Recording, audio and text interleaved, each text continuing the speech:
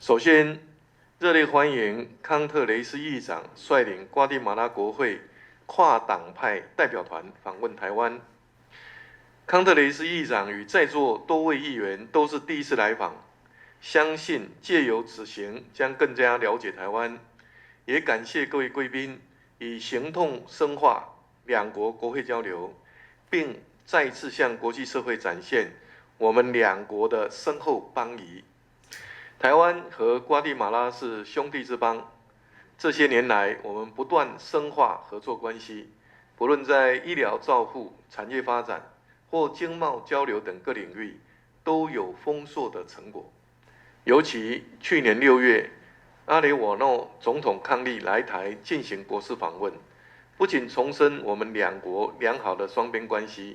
也表達希望勾勒雙邊合作的新方向。當時，我和阿雷瓦諾總統共同簽署半導體合作意向書，並見證兩國簽署合作文件，建立政治協商機制，也持續促進雙邊投資合作。現在，在兩國的交流和努力之下，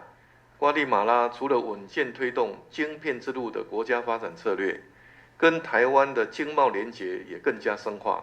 我們看到瓜地馬拉最近連續2年對台出口達到1億3000萬美元，展現兩國龐大的合作能力。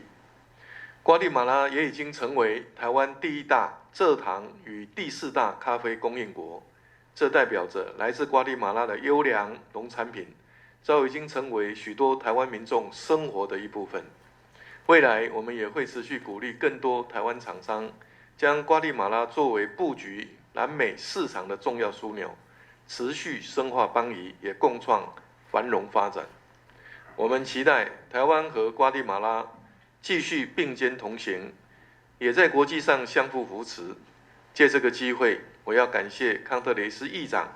在今年5月簽署友台決議，支持台灣參與聯合國體系及世界衛生組織，